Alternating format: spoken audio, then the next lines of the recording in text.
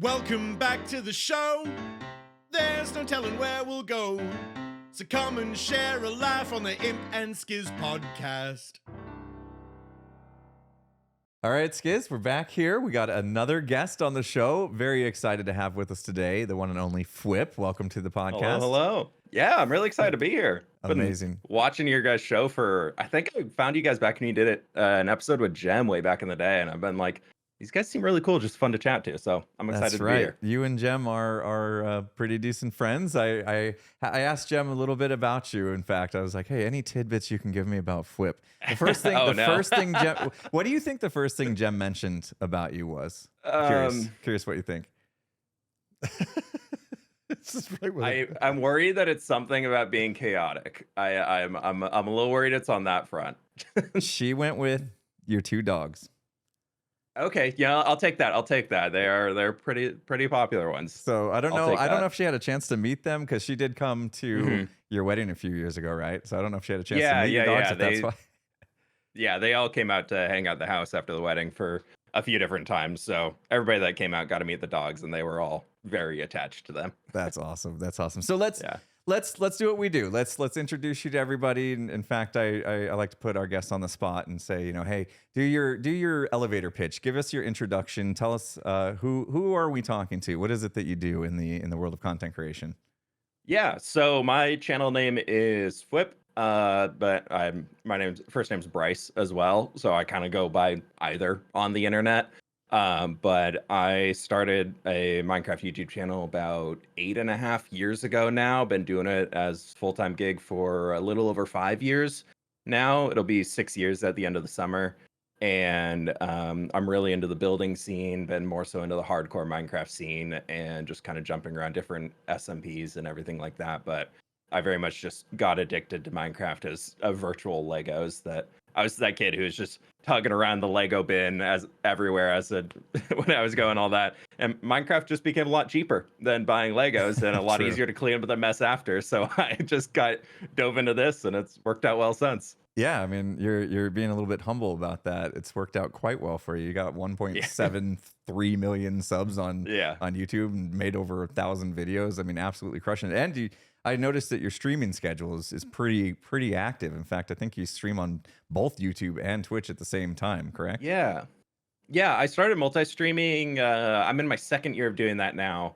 I made the jump to YouTube back when they first promised that they were like, we're going to put all this money and research behind YouTube live streaming. This is going to be great. And so I was like, okay, cool. I'll go check it out. Because at the time I was dealing with some negotiations with Twitch that were not going my way. So I jumped ship to go to YouTube live streaming. I was just kind of like, all right, these people are going to give me more over here, and they promised all these cool things. Half those things didn't get delivered, but it's fine. So most of my audience moved over to the YouTube side. And then I was like, well, I'm not under contract anymore to do either. So then I just started randomly turning the Twitch stream back on, and it's been good. It's been fun. A lot of people who are like, oh my God, I completely forgot about your channel. And now they're like, wow, you're back. This is cool. This is fun. So it's been cool to have that kind of growing over there too now. I got to admit, I do lurk quite a bit in your streams. And one thing that impresses me, because it's something that I'm very inadequate at, is making progress during streams. Like I can't like talk to chat and like actually make progress in the game. And somehow you manage to make so much progress each stream that I'm just in awe. In fact, I mean, if you watch any of your episodes, like the amount of progress you make in an episode is also very crazy to see. But the fact that you make so much progress in a stream, something I want to dive into. I want to pick your brain. I want to learn from you, because you have, it feels like, mastered it. And maybe you don't feel that way, but we're going to put a pin in that. I want to talk about that in this podcast for sure. I want to talk about your editing style, because it kind of touched me, because we edit very similar, spitfire, very quick edits. And I like to tell a story in that fashion, but you also have these they're long videos, and it's the rapid fire editing. I got to ask you about your editing sessions. Are those quite the undertaking? Because I'm looking at your videos. I'm like, I know what it is to edit like this. Then these are long videos. Yeah. That must have been a grueling session. Yeah. A big part is I do have an editor. I have he handles all my main channel videos now. And we're just starting to expand to doing some shorts as well, which is going to be fun over the next few weeks of seeing how those take off. Yeah. I've been just for a side shout out to my buddy Mog Swamp. I don't know. You guys have probably Heard of him, yeah. Oh, yeah. heard of him, but he is just exploding with shorts right now. And he's almost got like 100 million views in the last month. And I was like, okay, I need to ask you about this. Like, where are these views coming from? What's going on? And he's like, dude, shorts. They're like the thing right now. And I was like, okay, all right, I'll give him a shot.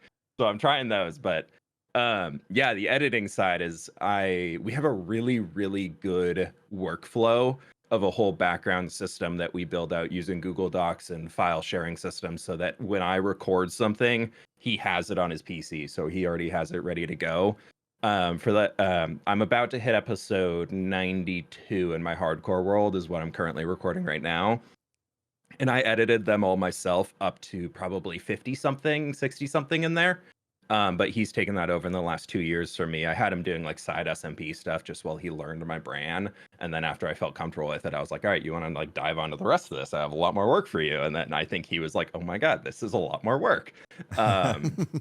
But yeah, so we have a really good flow of, as we're recording things, I'm basically taking notes in a Google Doc. We're lining out where all the time lapses are going. We're kind of like half scripting things just because I've found for myself, I stumble a lot when I'm speaking. So if I just like take the second to write down the sentence just to get my mind going in the right direction, then the audio is a lot clearer and cleaner, or we come over with voiceovers after the fact and clean it up. But yeah, that quickfire editing is just, I picked that up from Wad Z back in the day, who he really, really popularized the hardcore Minecraft scene. He actually just uploaded a first video randomly. Like he disappeared 2 years ago and just came back. Wow. But really, really cool channel of, he kind of took that 100 days style content of bam, bam, bam, bam, bam, like day 1, day 2, blah, blah, blah.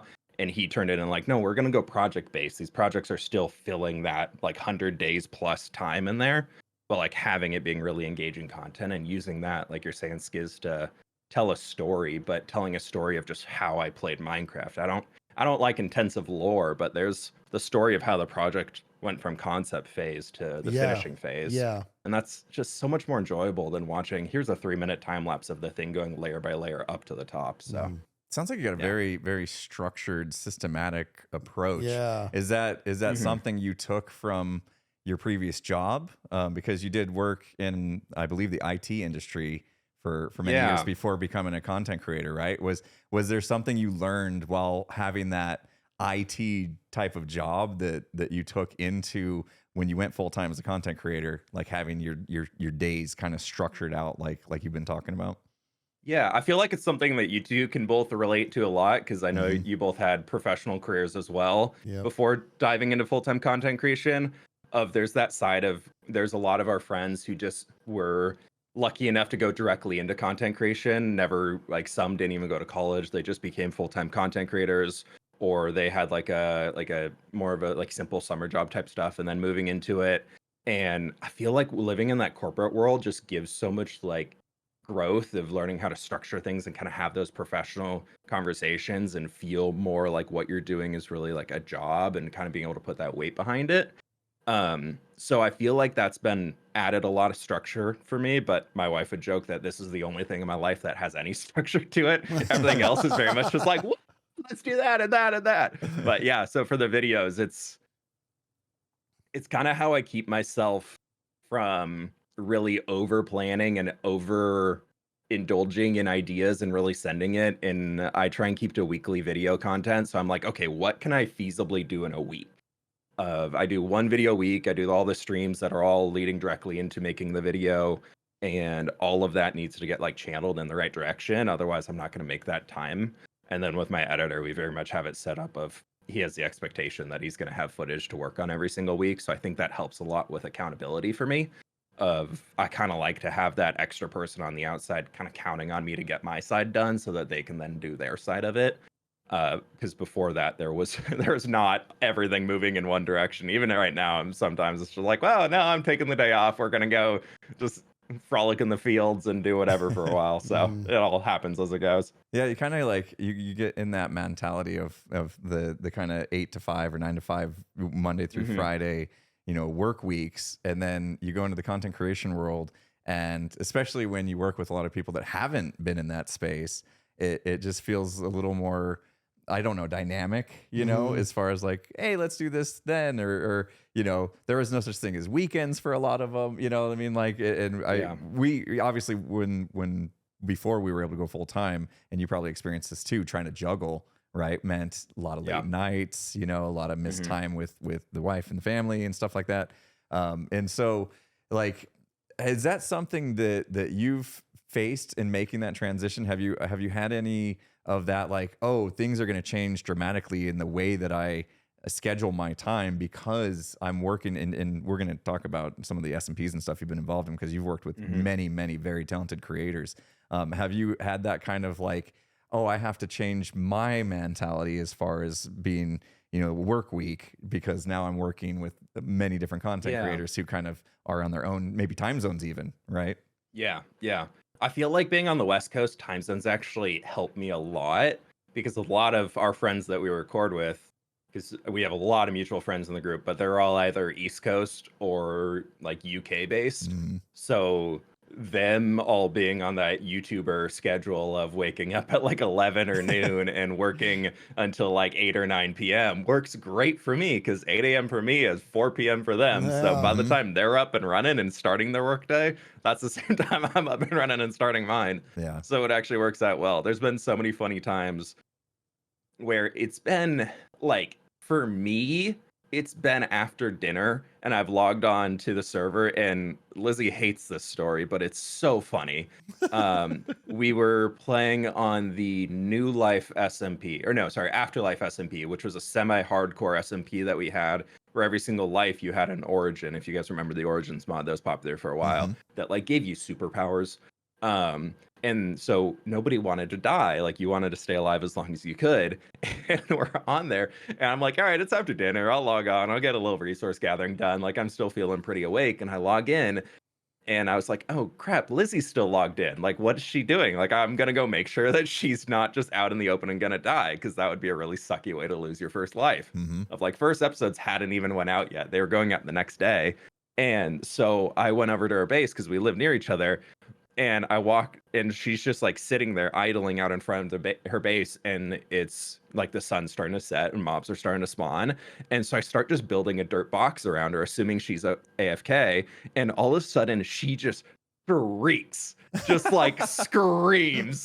And she's just like, she just had, like, she's still awake recording a video, trying to finish it up. It's like 4 a.m. for her. And I'm like, what are you doing? Like, why are you here? She's like, I had to finish the video. Don't tell Joel. Just like, she's like, you need to leave me alone. I'm recording this.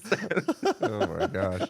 And then she'd message me the next day. She's like, you scared me so much that I woke Joel up. It's like, and it was so funny. Oh my gosh. Like, I hope that was recorded somewhere.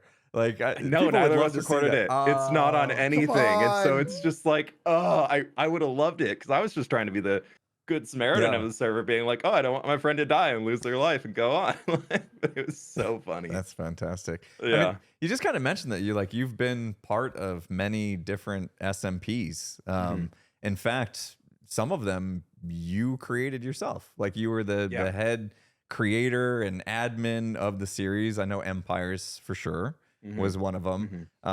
Was, I think, SOS also was another one. Tell us about those experiences, because creating something from the ground up is not an easy undertaking, and you were the tip of the spear with those. And if there was other series that I'm neglecting to mention, please bring those up as well. But I would just love to hear your thoughts in the background and how that kind of stuff came to be. Like, where did you even get the idea for Empires?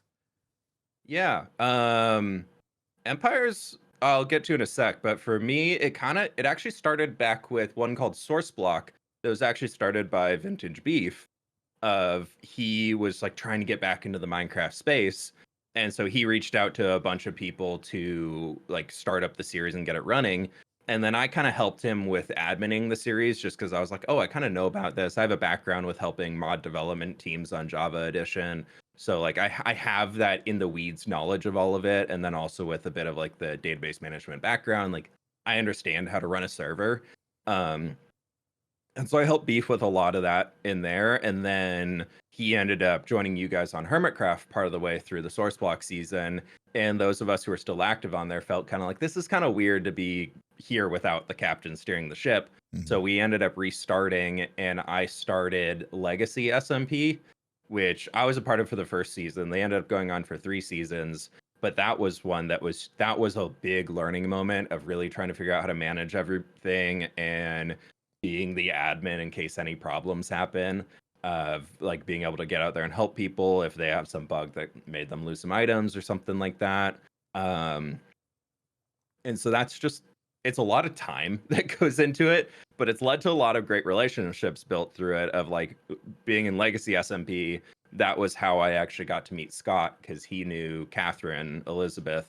So Scott reached out to her and was like, hey, I'm interested in this. Can I join and hang out with you guys? Like, I really want to play vanilla SMP. And I was like, sure, Scott's a massive channel. I don't know the guy, but he seems fun. Let's invite him in. And now he's one of my best friends. So it's great. Nice. But then through that, I got invited to X Life, and that's how I met like Lizzie and Joel and a lot of them throughout there. And then from that, moving, like kind of fast forwarding up just a few different servers throughout, we get to Empires, which was something that we were trying to think of a way to have a fresh take on a vanilla SMP that could also be something that can go long term and has a bit of a like world building approach to it. Because we've seen, that was back, I think about when you guys might have been doing the Mycelium Wars way long ago on Hermitcraft. And I remember watching part of that and being like, I like how you guys are doing the story driven side and kind of starting to enforce a little bit more like interaction between different people on the server. And so I was trying to think of how can we build an SMP that would be a fun way to have people constantly interacting so nobody gets just holed up in their own base, but also not be accused of copying Hermitcraft, just as like you kind of get that scene everywhere. And I say that with the utmost respect for what you guys do. It's just the internet people say that. But and so that took it to a route of, we ended up coming to terms with the idea of everybody makes their own empire. And then from there, you got to pick a resource that was yours to own as your quote export. And everybody was picking something that was something that you could probably build a farm around, or you could manually gather if you wanted to, but something that people would want to trade. Like in Empire Season 1, my trade was gunpowder. So if anybody ever wanted gunpowder, they would either have to have like a trade deal with me where they can come and get it, or they would have to like come and interact and actually do like a live transaction or something. So it led to something that was a lot of just fun, easy interactions between everybody. And it made that really, really fun, of being able to kind of bring that idea to life of almost living in like an MMO world of having to interact with everybody. And it hit during COVID when we were playing on there. So it was very, very active and nobody had anything else to do. So they were just on Empires playing. But that was really easy with doing the admin on that side, because it was pretty fresh and not a whole lot of time commitment, because it was pretty simple on what we were doing too. But then I think I'm in a phase right now where I'm taking a break from adminning SMPs. I'm happy to help out and be like a piece of the puzzle that's like leading it forward, but like not being the whole tip of the spear, like you're saying. As SOS was one that we did. So we did Empires 1, then we did a modded series, then we did Empire Season 2, and then SOS came after that. And it turned into one where I was putting in probably 20 hours a week of purely admin time. Oh, geez. And then I was supposed to make a video outside of that. And I was like, oh, God. So that was just something where I was like, this is too much time commitment. Like, this is the point where I'm like, we need to hire somebody from the outside to come in, like get everybody to chip in a little bit, and then we can fund that easy. But it just turned into one that was like such a time commitment and like absolutely burned me out from like wanting to be a part of the SMP, to the point where I was like, I'll do the admin things because I said I would do it, but like my desire to make content just like tanked on there, which was really, really hard to go through for a while. of just like managing all the different parts, and that was very event focused. Of every week or every 2 weeks there was a new like event happening to keep the series moving forward, as it was all based around like being a hardcore environment. But every few weeks we had, if you died, you could basically, other people could pay tokens to revive you, like pay coins, and every few weeks that cost would double, and then the amount of the coins you have to do these events, and you could get coins as a reward for doing it. So it was like a way of kind of having hardcore, but people had the ability to come back, but eventually get too expensive, so that there just weren't enough coins on the server to keep bringing people back. So eventually people were getting kicked out of the series. Which was really, really fun. It's fun because it puts high. I mean, I've been in those as well. You know, like hardcore roles and stuff like that. Obviously, you've had a hardcore world for a long time, but like having that kind of stake in it, that this could all just end at any moment. Like we have that kind of with the live series that Skizz and I are in. It kind of brings high stakes to everything you do in the game, and I think that makes it even more interesting for the viewers, knowing that like every move you make matters. You know, so totally. I kind of like that idea a lot. How hard was it to, I mean, we're not talking like small SMPs of just a handful of people. We're talking like 10 plus people in all these SMPs that you've mentioned. Like, and you're trying to organize events and get the people together for them and understand what's going to take place and organize the recordings and stuff.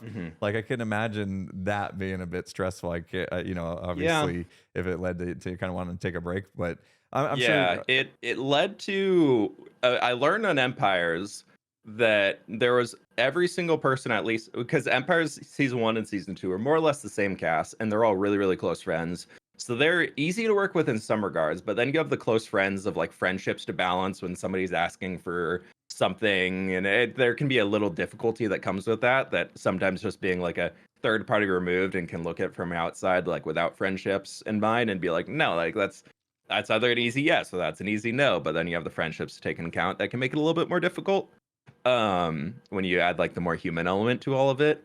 But I kind of got to the point on SOS and those, and I was like, all right, every event kicks off Tuesday morning, 11 a.m. Pacific time. Like, that's when I'll kick it off. If you're showing up, that's great. Would love for you to be there. Yeah. I was like, this is a time that works for everybody, time zone wise. Right? That's the but that's your past coming to the present. That's having that work ethic that came from. And we're totally. Impulse and I are very, very familiar with that. And it's so funny. It was actually the tone of his voice while he was saying it. All right, this is what we're doing. It's the same thing. You're running a meeting here, be here on time. Like sometimes it's got to be like don't that. waste anybody. Don't be late, right? Because this is what we learned in the corporate world. If you're late to a meeting and there's like 15 people in that meeting, you do 15 times the number of minutes you're late. That's how many minutes you've just wasted. For everybody. Yeah. It's like, So we brought that into the content creation world, and it did take us a little bit of time to like kind of like bend a little bit on our side, but also like instill that in the people we're working with so that they weren't the ones wasting everybody's time. Hopefully. I now just tell people 15 minutes before I actually plan to get started, because you know somebody's going to be late. People are going to be having conversations, catching up, and like content creation world stuff never starts on time. So that's all I've learned. So back when I was run meetings in the corporate world, my thing was if you're late, if you're 15 minutes late to the meeting, congratulations, you by default agree with every decision we've made in that 15 minutes. You know what I mean? You weren't here. You didn't get no say. You're I thought you were gonna say like you lock the door and they have to stand outside looking through the little window in the door, you know? No, they got to come in and they got to feel the shame for being late. So you got your degree in computer science, is that right? Yeah, computer science and business human resources. So, and did I hear you were a DBA? Did I hear that? No. I thought you said you were doing database administration. So. Oh, sorry. Yeah. I did I wasn't officially like certified as one, but it was kind of a position that I got pushed into just because the team needed somebody to grow there.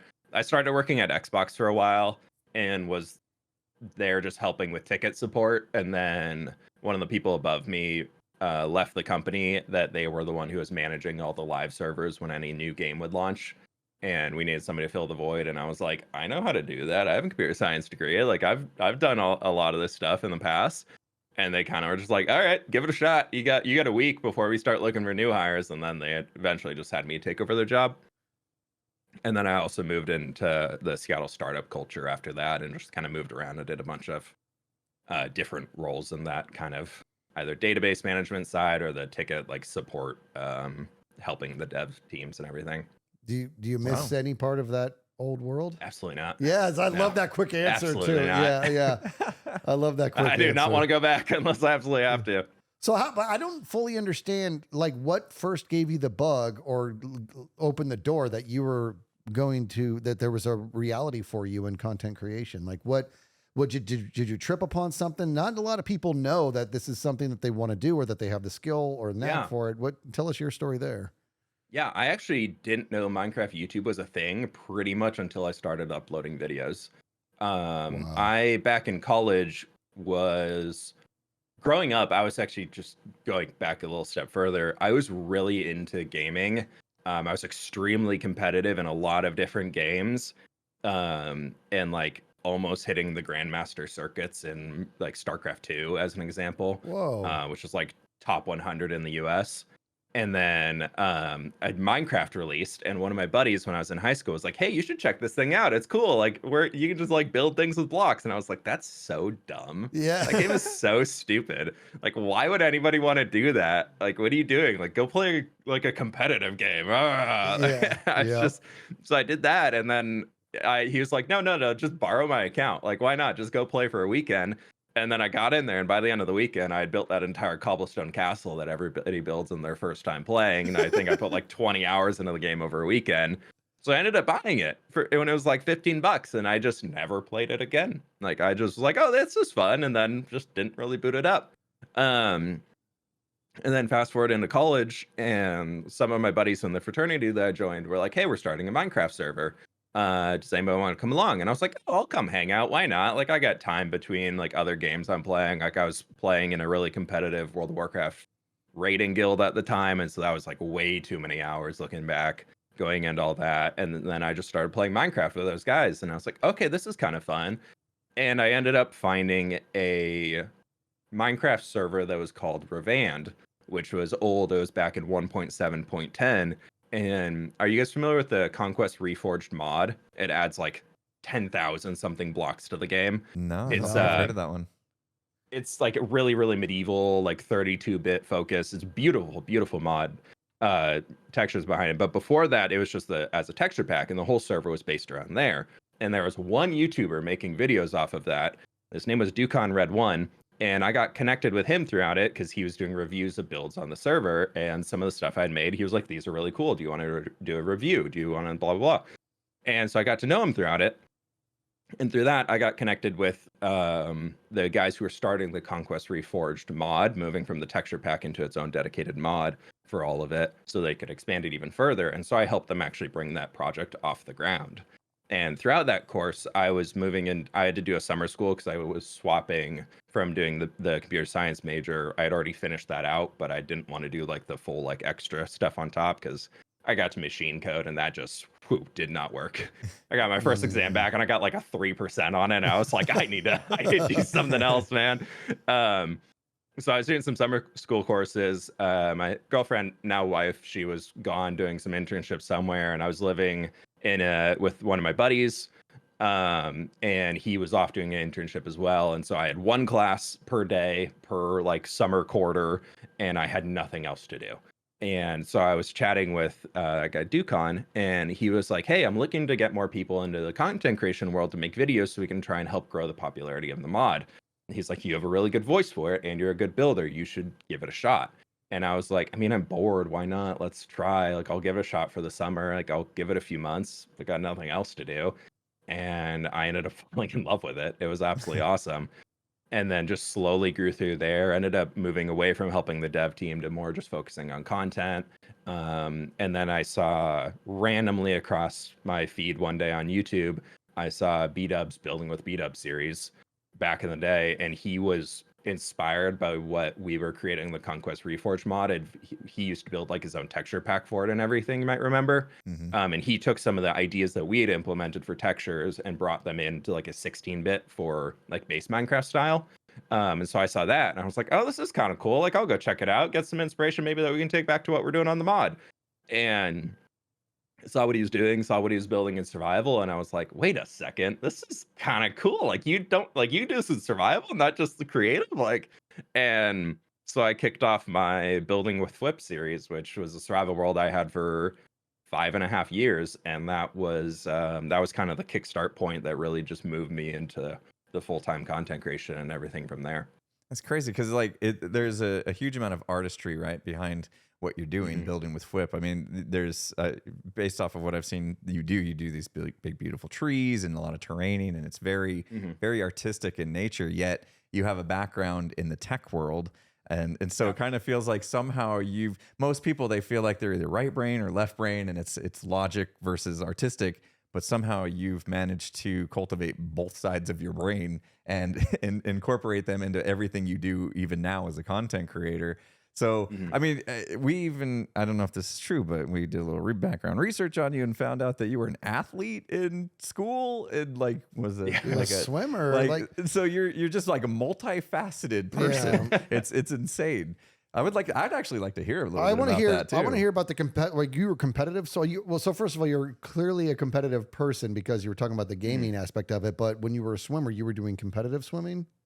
Yeah, so I swam for 8 years, 9 years, something like that. And then I always joke that I just got bored of staring at the line at the bottom of the pool. So I moved into playing water polo and absolutely loved that. And I was very, very happy about that. And just like a small cameo, like small world type thing, I was chatting with Scar because he was also a swimmer too in the Pacific Northwest area. And I was like, all right, what's the chance that we swam at the same swim meet? At one point in time, like our ages are off, so we wouldn't have raced each other. I was like, well, what's the chance that like we were there? And we were talking, and I think there's one swim meet, one like regionals that was like before going to nationals, that I think that I was probably in like the 12 and unders and he was in like the 18s or something like that we actually might have been racing at the same meet, which is just weird. Small world. Cool. That's cool. But yeah, so I was really competitive into the swimming side. I just needed something to keep my brain going. I'm just one of those people that like, I just need an activity to be doing. I don't sit still very well. And I got really good in the swimming and ended up, one, got bored, and then two, ended up getting injuring my back. And I found that like being this way in the pool was causing a lot of like the stress on it, versus water polo is more this way in the pool because you're kind of up and doing egg beater and like kicking around and moving and everything like that. So that actually just didn't cause the stress on my back. And so I moved into that and like fully stopped swimming, but because I had the speed going in with it, I was able to move into being like a sprinter for the team that I was on, and like kind of and propelling up to a lot of high levels. I was able to play in the Junior Olympics twice. Whoa! One year my team got 17th out of 50, and then I ended up going back and coaching for the swim team that I swam with growing up. They started a water polo team, and I ended up going back and coaching and helping them kind of bring it off the ground, and ended up taking a team of 12 and unders as a coach back to the tournament again, which was really cool to be able to see that as like the other coaching side instead of just being a player in it. So Coach fWhip. Yeah, I love that. So my understanding, and I could be wrong here, but my understanding is that the two activities that require the most superior cardiovascular is wrestling and water polo. Like that's what I actually thought it was. Can you vouch for that? First of all, let me just be clear here. I don't know how you guys do it. I don't understand how if water polo, I don't think I could do it anymore. I'll tell you that much. If the water was shallow enough for me to stand on the bottom, I would still be exhausted. You guys are just like, you're doing your thing, and I think you called them egg beaters. I don't know. You're hovering in the water, and you're able to chuck that ball, like propel yourself enough above the surface of the water to throw that ball. What kind of things did you guys do? Because I've actually never known anybody in my life who's done water polo. Yeah. What did you guys? What kind of things did you guys do at practice to make sure the cardio was always there for the competitions? Yeah, it was. I actually, one of the memories I have of going into it was I was going into the first day to like try out with the team and see it, and I was chatting with the coach. I was like, "So, what do you guys do for dry land activities?" Which is what we would call like weight room versus like swimming laps. And he was like, "Oh no, we don't do that. You get everything you need just being in the pool. We don't need to do dry land. Like we don't need to do weights. We don't need to do all that. Like you'll get everything you need in the pool. Because when you're in there, every single water polo game that you play, you're swimming, depending on how long the quarters are, because they change as you're going, but you're swimming roughly 1 mile to 2 miles in a game. And then also the entire time you're basically getting to one end, wrestling for 30 seconds with somebody whilst trying to not drown, and then you're swimming back to the other side and wrestling again for all of it. So yeah, it's one of those. It's kind of like very much a sink or swim. Like you figure out how to power through. Otherwise, you quite literally are going to get dunked underwater. Oh my gosh. That's amazing. Yeah. You know, it's crazy when I think about it now. It feels like it's a more proof that like humans are just not supposed to be in the water, because this has got to be the only sport to where the stronger you are, the more it works against you, because muscle is heavy and it's probably pulling you, you know, like, you know what I mean? Like it's going to pull you down. So I don't, it's a very impressive sport that I've just never met anybody. I wanted to ask those questions. Mm-hmm. Yeah, it's a fun one. It's not really on television anywhere. So every time the Olympics come around for Summer Olympics, I'm just like hooked watching every single game I can because they're so fun. But those are brutal. Those are like, I never want to be in that pool with those guys. Where I stopped, the intensity of the physicality was not there, and I'm very happy with that. Are you still involved at all? Are you Coach fWhip on any level? No, I'm not. I've got back in the pool and started swimming again a few months ago, just for like activity of a new cardio form, and so that's been fun to get back in the pool and do all of that. And then I've been chatting with some friends about there's like an open water swim up in the Seattle area towards the end of the summer. That's like a big fundraiser that we're thinking about signing up for. So I'm getting back into the swimming side of just doing that to stay physically active. But the water polo side, I don't know. I'm a little scared to jump back in there. Maybe I'll join a Masters League at some point, but I'm not too sure. It's tough. It's tough to have hobbies like at being a content creator, right? Because we typically fill our plate with so much, right? Like you've talked about how much you do outside of just the making of your videos, and to the point to where you felt the need to like get an editor just to be able to kind of produce as much as you want to produce. So it feels like the first thing to go, especially because I'm sure just like for us, like this started as a hobby for you, right? We talked about like you were playing Minecraft as a hobby, and maybe uploading videos was just a kind of a fun thing to do. I don't know. I mean, maybe tell us, like, when you started uploading videos, did you do it thinking you might become a full-time content creator someday? Was that like your goal from the get-go, or I actually started doing it originally because I wanted to get into game development, not as a game developer, but as like a designer behind it. Like I really wanted to be one of the people who made the worlds behind MMOs, like created the world that players would explore, like a World of Warcraft or something like that. Like that's where my original inspiration came from for like the job career path that I wanted to take on. And so for me, originally, I thought like the computer science route was the route to do that, let alone learn later that there's actually a game design degree you can go for. So I kind of just picked the wrong degree. This is how I got into computer science, but I was good at it. So it worked out fine. But yeah, so I actually started it there because I got connected through a friend of a friend, was a pretty high up person at Blizzard. And so he was like, hey, like, what do you have for a portfolio? If I start referring you to these things, like, we need to see an artistic portfolio. And I was like, can it be anything? He's like, yeah, it just needs to show your sense of design skills. And so I kind of was like, well, I know how to build in Minecraft pretty well. And I'm better at that than I am in the 3D modeling softwares that like I'm still learning. So I kept kind of building more and more off of that, of just trying to like build out a portfolio, and then started thinking that it would help me get into the career in that way. Ended up not working out, but it did help me develop that like love for the hobby of actually giving myself that space to be creative on a weekly basis. And it was something that, as y'all know, like life gets really busy. There's not enough time in the day to do everything. And so if you want to make time for something, you have to give it a purpose to hold that time, to keep it as like that sacred time for that thing. And so for me, having the channel, that turned into something where I was like, no, this is something that I want to keep for myself, to be able to keep creating and keep like using that creative side of my brain. And then I was able to move that into something that was just like had that weekly time, a few hours every night, and was able to then just kind of grew throughout that as I kept learning and trying to.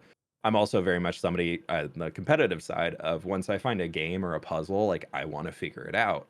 And the YouTube algorithm became my puzzle. Like that, it became the puzzle that I was like, how am I gonna win? Like, how am I gonna solve this? I see other people have done it, but how can I break the mold and get myself into there? And so that turned into one of the artistic side, then two, also the competitive puzzle, like I want to figure this thing out side. Like, so those just kind of merged together and then grew out of there. And then I feel like the hardest transition for me was when I went full time. I was so used to working the 9 to 5 during the day and then coming home and working for another 3 hours making videos.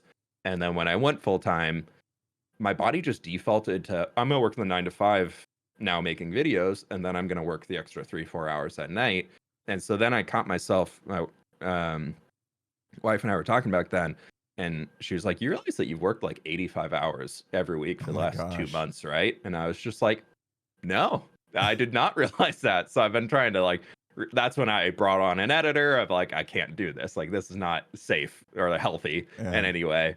And so that's when I brought on an editor, and that's when I started like taking more time to develop things and being a little bit more responsible with it. Using Not that 100% time. Using that kind of analytical brain to figure out YouTube's algorithm, if you will, I think has worked out quite well for you, because a few years back you discovered something. It seems, that we can look at your channel and see a video with like 22 million views. It's almost, and it's 4 hours. It's 4 hours long, right? that is.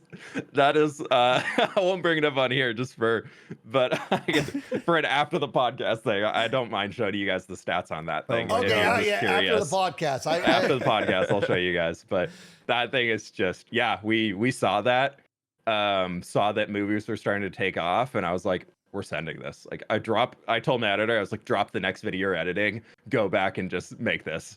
And wait, you saw that what was taken off? So I saw some other people are making these movies of like they were taking their 100 days and just condensing them.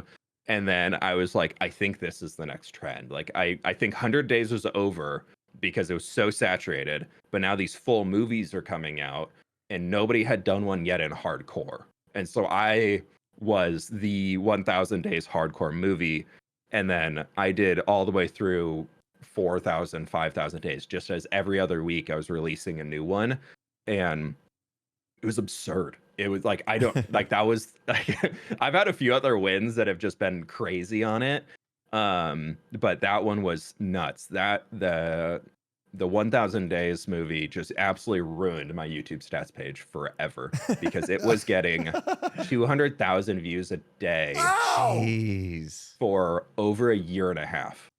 Every single day for over a year and a half. Like, and since then, I have to really mentally keep reminding myself of that, because I'm sure you guys hate the little red arrow that's everywhere on YouTube. Yeah. I have only had red arrows for the last like 4 months because of that.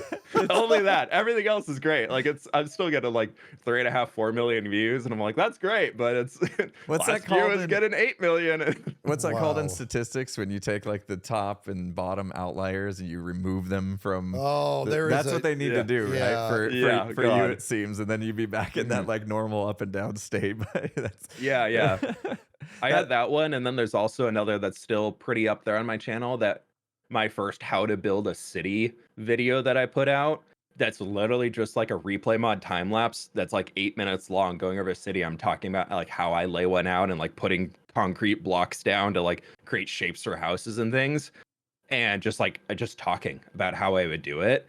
And that video, I had like 10,000 subs at the time, and in a week that hit 1 million views. I was like, I think there's this niche in here for like building things that people are constantly asking about. And that was kind of one of the first ones that took me from 10,000 subs to like 40,000 subs. And so it's just kind of, I kept trying to figure out how to remix those ideas that I've found successful, or I've seen successful from other people, and how can I bring that into something that's very true to my content style. So I'm not like chasing trends, but I'm bringing the trends into what I do. And that's kind of been where a lot of my bread and butter has stayed, of like the type of content that I try and do. That's amazing, man. Congrats on that success. That's just awesome to see. And we do this, we go through this too a lot, me and Skizz. We'll have conversations where it's like we're trying to understand what YouTube's doing on the back end. I chucked it up to we're just never going to figure it out.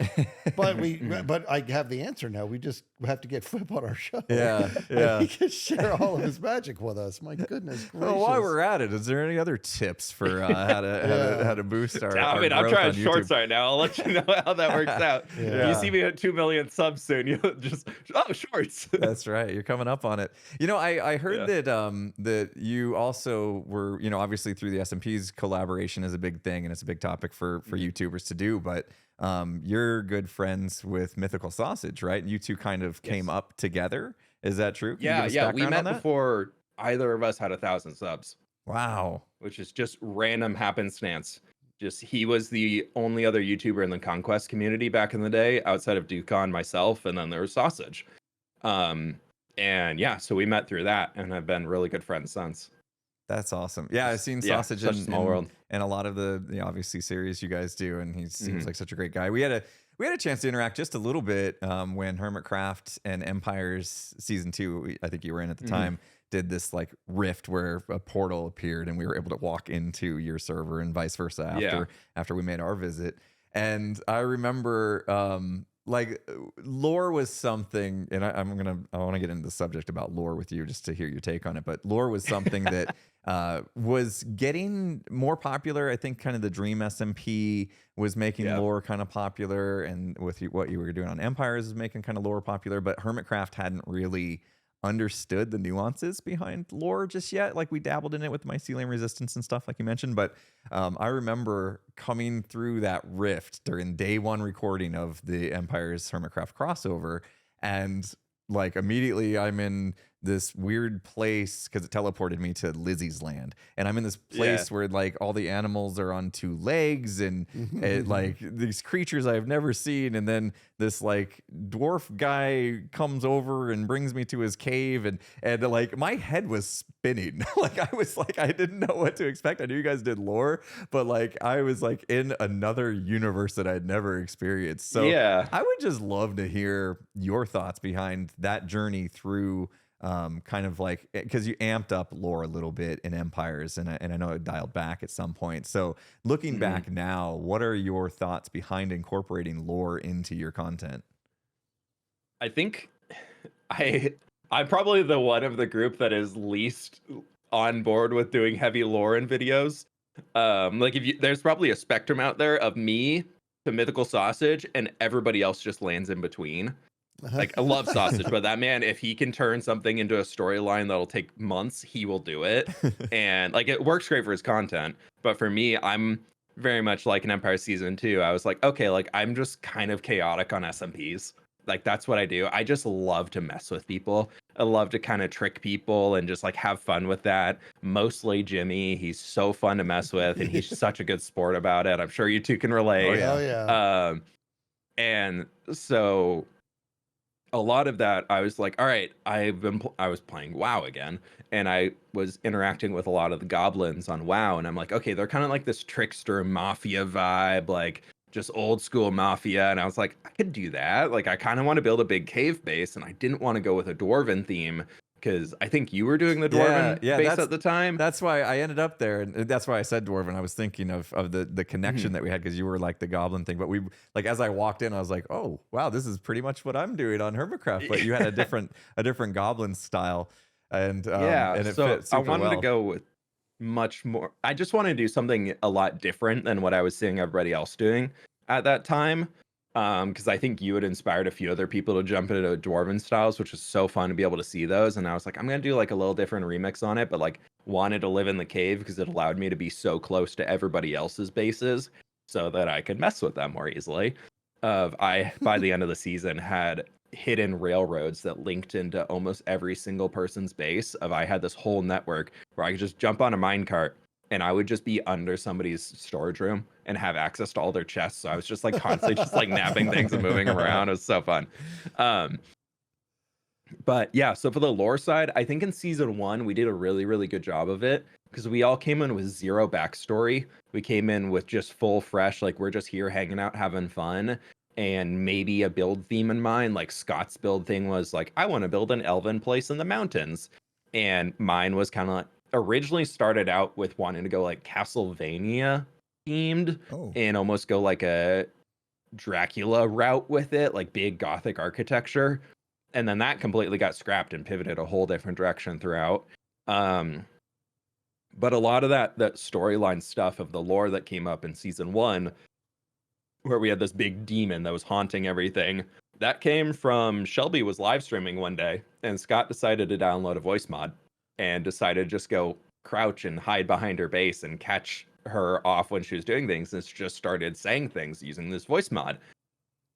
And that evolved from there, just of a funny prank, into this whole huge storyline that we had. And I think that was like the big success that we had lore-wise, because it was something that was easy to attach into and really fun, of just easy to interact with, but then also not everybody had to interact with it.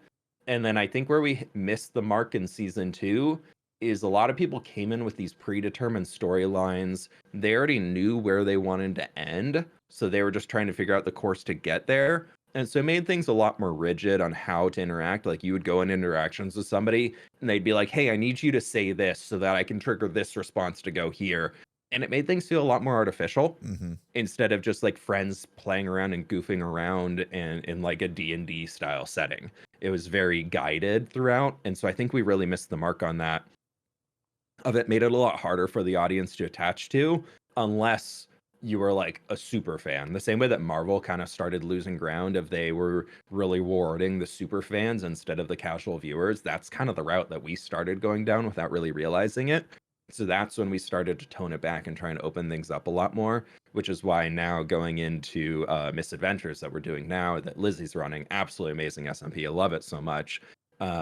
But we're trying to be very, very careful on what lore we implement, and making sure that people are building lore maybe around the structure that they're making, but not around like their character themselves, so that everybody can interact with me as if I'm just fWhip, just me as a content creator, not me as like Count fWhip, Dracula, blah, blah, blah. Like, it's just me being goofy and myself throughout there, instead of me playing some character, which I think is making a lot more accessible and easier for audiences to jump into, but still like some tidbits in there that reward like the long-term viewers that are really like keeping up on all the little tidbits and things here and there. Yeah, absolutely. I mean, that's a lesson I think I've learned over the time too, is that having the natural interactions typically leads to much better moments than you could ever script. You know, like we see that with the life series we do. So feels like you kind of went through that and those learnings as well. And you've been part of a lot of different SMPs. It seems to be something that you enjoy, to kind of have something that's not like super long running series, to where you can jump around and experience different styles of play, different even mods that you put into the game, like the origins and things like that you've done along the way. Is that something you foresee continuing in the future? I mean, by the end of your YouTube career, do you envision that you had participated in 50 plus SMPs, or? Yeah, I'm starting to wonder that myself, because like I want to answer your question. I really do, but I'm wondering that myself, because one of the similarities, you said it earlier, you have a hard time sitting still. You don't, which is indicative that the mind is very active, and you're involved in so many. Like, I don't even know if you know this, but like I was actually on Legacy for a little bit. So you you're in season 2 or 3, right? 2, yeah. 2, yeah. Sure, I had dipped out by then, I think. Yeah, I was gonna say, I remember seeing the grayed out fWhip as in regards to the active, whatever we called ourselves, members. But I was, but then you went on, did this, and you did that. Now you're doing this, and this. So sure. So do you have the propensity to get bored fast? Do you think? It's weird, because on SMPs, yes. But also on the flip side of that, my favorite way to play Minecraft is just single player survival. Like, my hardcore world that I have right now, I'm actually just about to hit 10,000 days in it. Woo! Oh my goodness. And I've been running it for almost 4 years now, like 3.5, 4 years. And same world, 4 years. What? Yeah. 10,000 day. Wait. What is 10,000? So every day is 20 minutes. Yeah. So in case anybody doesn't know what hardcore is, you die once, it's over. So you could lose everything you've worked for in the last 4 years in an instant if you make a wrong move. We've seen. We've only popped one totem so far, so we've seen the whole time it's only been one. You never know. We've seen what Philza went through, and he was pretty good. So you could lose everything in an instant, and you've played, if I'm doing the math right, 3,333 hours ish. If you're approaching 10,000 days, wow. Yeah, and I try to not AFK in it at all. There's probably like 400 or 500 days of AFK time. Just like I just have to get the resources. There's no better way to do it. But yeah, for the most part, that's all like legit play time. But yeah, so I love single player Minecraft. That's awesome. And my problem I find on servers is that if I log into an SMP server and I'm the only person online, I don't want to be there. Isn't that just weird? The fact of knowing that, yeah, just the fact of knowing that there could be other people on there, but I'm the only one right now. I'm like, no, I don't want to be there. I'm inspiration just gone. But then I log into my single player world. I'm like, yeah, let's go. Woo, let's do it all. And it's like, I don't know how to get the mentality around that. But yeah, I think with me for SMPs, my important thing on there is that I'm playing with a lot of my friends on there. And I like to keep that as part of my content just because I find that the big thing that I miss from the corporate world, probably the only thing that I miss from the corporate world, is having coworkers to chat with and just mess around with and hang with throughout the day, of having people to have those conversations with. And the only way that we can really do that as Minecraft YouTubers is by having an SMP to play on and being able to interact with other people. Because I'm sure y'all find, like, as soon as break time hits with like a Hermitcraft season, if you guys take a month off, or if you guys are in between life series or something, that there's some people in there that you might have interacted with and chatted with on like a daily or weekly basis.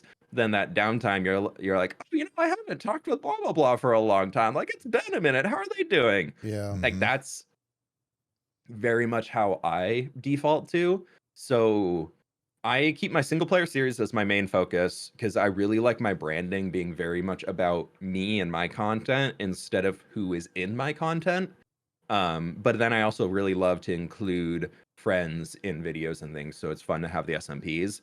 But I also, my channel very much like, my hardcore series probably gets like 2 times the views as Misadventures right now, just like roughly looking at them.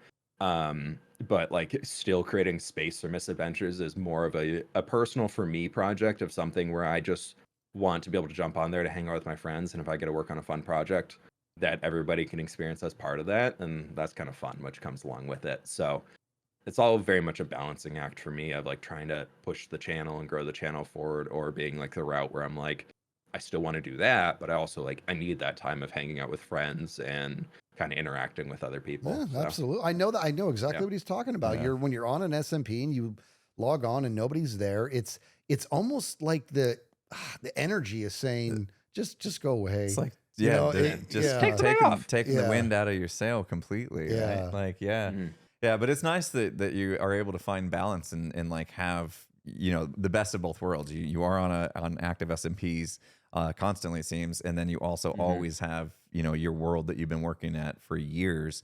And I have found personally, when it comes to Minecraft, like my heart can never belong to more than one world at the same time. Yeah, It's like, hard. It's yeah. Like I'm with you. I don't know, you know what I mean? It's like, so I very much struggle, but I do feel that desire to like spin up a single player world again, because it's something that, like, you know, you can be in control of. You know what I mean? You're at the helm. It's your world, you know.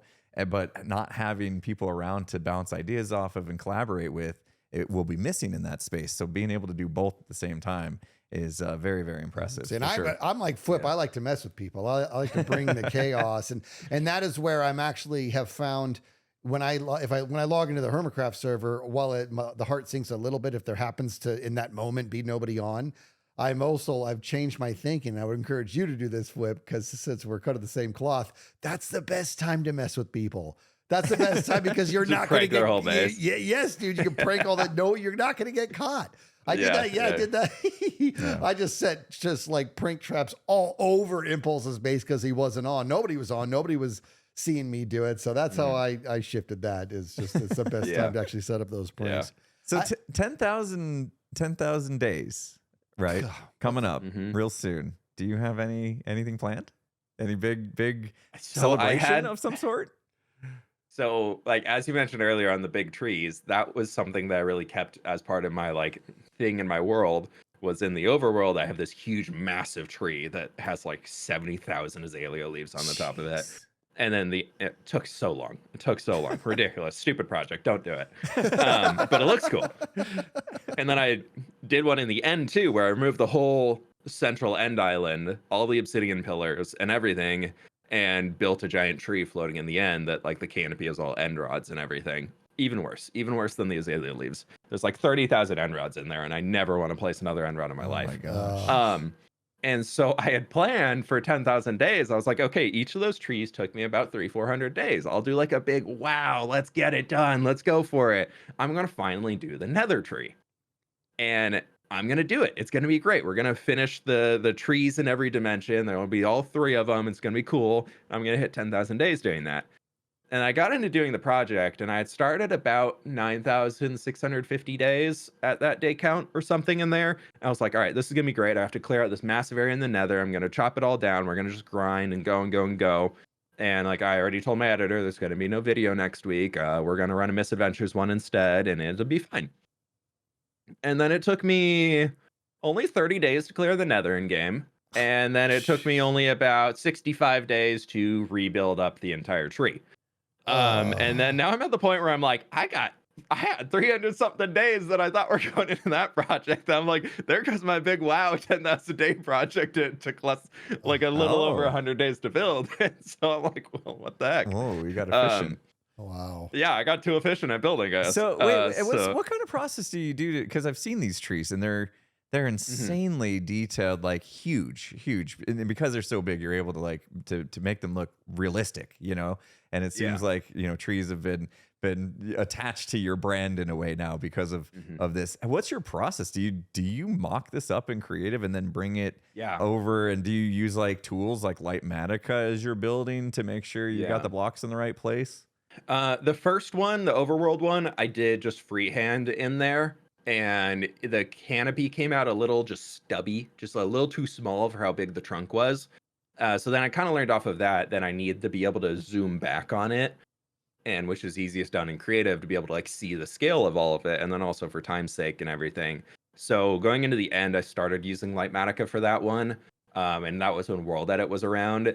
And now with the Nether one, I'm fully integrated into Axiom. It is my absolute favorite mod ever. It is just, Mulberry is just an amazing developer. Between that and Flashback, the dude has done some amazing things. And so I just have learned so much about Axiom. So almost all of my building now for my hardcore world, I do in a creative copy of it, all in Axiom, all doing that, blah, blah, blah. Then Lightmatica can bring it over. Because I've realized for me, my optimal Minecraft experience involves both creative mode and survival mode. So creative, I can really just let the energy go and try things out, take them back, just move things around, shake it all up and do whatever really quickly. Where in survival, that like slower process for it, I found was kind of getting me held up at points. And I was kind of getting stressed over it. I was like, oh, I have to design this thing to get this video done and blah, blah, blah, blah. And it just kind of started cascading and I was getting stressed and just couldn't move forward. So I was like, okay, why can't I move forward? And then I was like, oh, I like the side of just designing and creative and just having fun and really kind of getting back to why I fell in love with Minecraft in the first place, of just building things just for fun. I love doing it in survival now because it makes me feel a lot more attached to what I'm making and has a reason for the thing to exist other than, oh, that looks nice. It's actually something that I explore around in the world that I'm building. So that kind of has led to a good balance for me of I can share a lot of the creative planning now as I've started introducing more to my community. A lot more people are more on board with like coming out to like, I do live streams where purely it's just in creative mode in the copy of the world, planning out some next things and kind of showing people a little behind the scenes process of all of that. And then bringing it into survival and then having that whole kind of dopamine run through of a checklist of resources of, ooh, I got that. Okay, I got that. Check. And then I'm like, cool, I got everything. Now I can go build it. Yay. And so it kind of divides it up into good stages for a project that helps me feel like I'm moving forward and kind of avoids a lot of that like anxiety buildup of crap, I got to really move forward.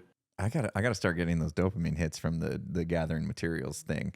Yeah. Like when I get my resource list from, you know, you do like the Lightmatica and you're like, okay, give me the materials list. And I look at it and it's just like, it's usually like, okay, there's like the top 10 things. It's like, okay, this is going to be a ton of shulker boxes. That's going to be fun to gather. Those actually don't bother me.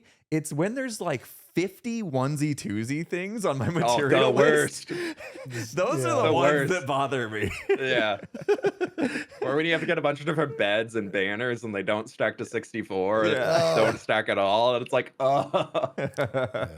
Oh, man. Yeah, I feel you there. But no, from now on, I'm going to, every tick mark I put next to my list items, I'm going to try to get a little bit of a feeling from that dopamine hit. That one's one less thing I need to know. So your journey has been, I don't want the erratic is not the right word. It's been very dynamic and very strategically dynamic is the vibe I'm getting here. his ability to kind of seek the data in the ether in regards to what is the best decision to be made here, where should I squeeze, where should I release, and all that, is doing well. But in the process of doing this, you've gotten to see a lot of different things. You know what it is to do a solo world, you know what it is to do an SMP, what it is to do hardcore. What is the perfect world for fWhip in the world of content creation? If you could just say, I want it to be exactly like this, what does this look like for you?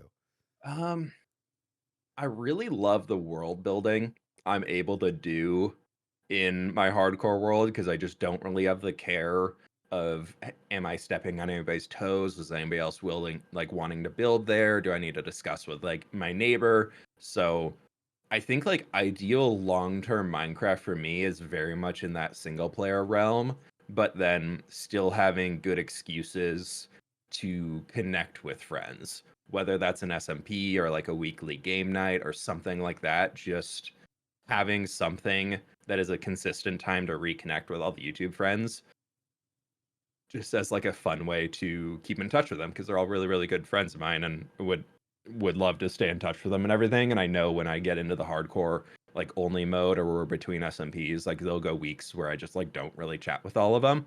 So yeah, I think ideal content for me very much comes into that single player world of like, that's definitely my ideal Minecraft experience of just kind of creating my own thing, and that like new forever world trend. Like I'm all about that thing I love. And so, yeah, I would say that's probably where I would land on all of it. It sounds like you're pretty much there. I mean, you got the balance already happening. Everything you just explained is what you've been up to, which is fantastic. Speaking of connecting with your friends, were you recently at the movie premiere in London for Minecraft movie? So you got a chance to see Scott and some of your other friends in person. How was that trip? That was so overwhelmingly cool and overstimulating in all regards. And just like, I came home and slept for like 48 hours. I was like, I was a zombie, but it was so fun. And last minute, because I'm sure you've heard that like my flight was out on a Thursday morning, and I didn't get my ticket until the Wednesday afternoon, the day before. They told me I was flying out, but I didn't have my physical ticket. And they're like, don't worry, we'll check in for you. You're good. And I was like, yeah, but where's my ticket? Like, I'm getting anxious over here. Like, I have travel anxiety. Like, and it's an international flight. Like, I need this sorted. Yeah. But because they told me that in advance, they actually, my wife was able to take a few days off work, so she was able to come along on the trip too. So we bought a ticket for her. And so she just kind of did her own thing throughout and just had a weekend in London when we were off doing all the events. And she was able to come to the fun dinners, and last minute they were able to get her ticket into the movie premiere itself, so she was able to do the whole carpet and all that with us. But the whole weekend was just so fun, being able to meet a lot of people from the dev team. Got a fist bump from Jack Black. Nice. Got a hug from Jason Momoa. So, you know, like it was pretty good. It was fun to be able to meet everybody. I ended up talking with the director for a good while. That was really, really fun. And I ended up talking with a lot of people who were like the liaisons between Mojang and Warner Brothers, who were from the Mojang side, who were like helping to organize it. And just being able to pick their brain about all of it was so, so fun. But it was one of those weekends where you're on the entire time. And I am such an introvert. Like when I'm with like my friend group, I'm good, but like I still need my downtime to go recharge. There was no time to recharge over that weekend. But it was so fun. It was a really, really good time. Yeah, that was fun to watch, like to see, you know, all these people that we know, our friends, all hanging out, red carpet, being given the movie star experience and stuff. We chatted with Mumbo and Lizzie a few weeks ago about it. It seemed like just such an amazing experience. I'm so glad you got the opportunity to go. I can't you know, deny the fact that I had a bit of FOMO myself watching all this happen. I'm saturated in FOMO after seeing all those pictures. I feel you. Yeah, but that was me like the week or two before when they were all in Stockholm. I was like, I want to be in Stockholm. And they all went out to the headquarters. I was like, I want to be there. Come on now. How cool. They can't bring us all, I suppose. There's a lot of us Minecraft YouTubers. Yeah, too many. There's too many. I get it. I have one final question, and if we covered this and I blanked it out, forgive me, but fWhip? How'd you get that name? That's a great question, dude. I was like 13, and I just started playing StarCraft 2, and I had one account that I was playing on that was just like a stupid name I had since that I made when I was like 8 or 9, playing on other like Age of Empires lobbies online or something. And then I was starting to get competitive in it, and I looked at the like top leaderboard of all the people in the Grandmasters, and I was just being a little like, ooh, look at all them. And they all just had stupid, just like adjectives or a single word as their name. Like none of them made sense at all. Like one dude's name was like Potato or something like that. And he was just like one of the best players in the world. And I was like, okay. And then for some reason, my brain at the time was like, I'm going to like make a new account and name it Whip. And I was like, I don't know why. It just sounded fun at the time. And then it was taken. And then I was like, well, this is a fail.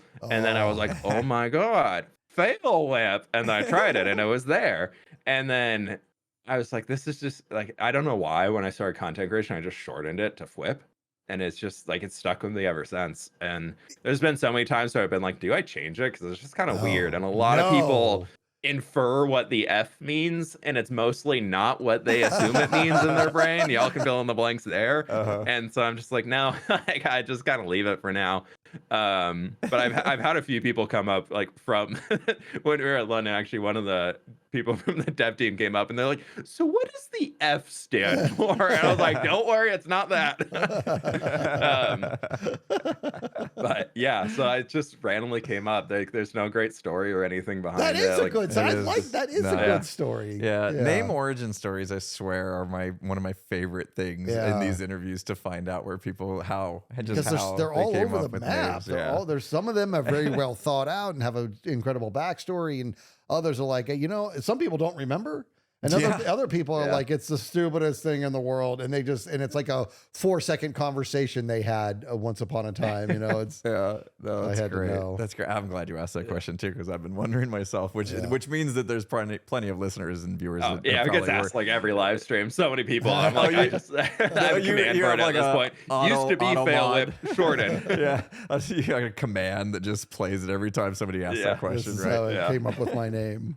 Oh man. Well, yeah, that was fantastic hanging out with you, man. Getting to know you, and I was just like seeing everything you do, all the content that you put out, and your very active live stream schedule on top of that. I just really wanted to pick your brain for myself, because you're so productive in this space and so successful that I wanted to sit down and just learn from you. And I know that there's, a lot of our viewers and listeners might have aspirations of becoming content creators themselves, or just curious about the world that we live in, right?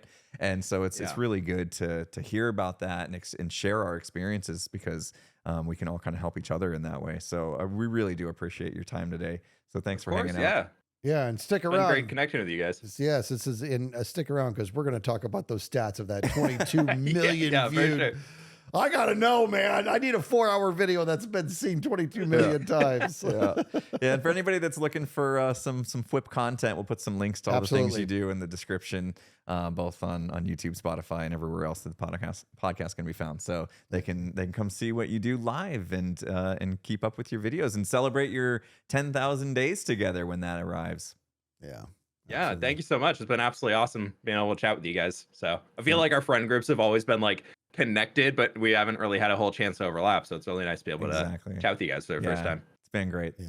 All right. Awesome. Thank you so much, man. Thanks again. We'll see you. Thanks, brother. Bye. Take care.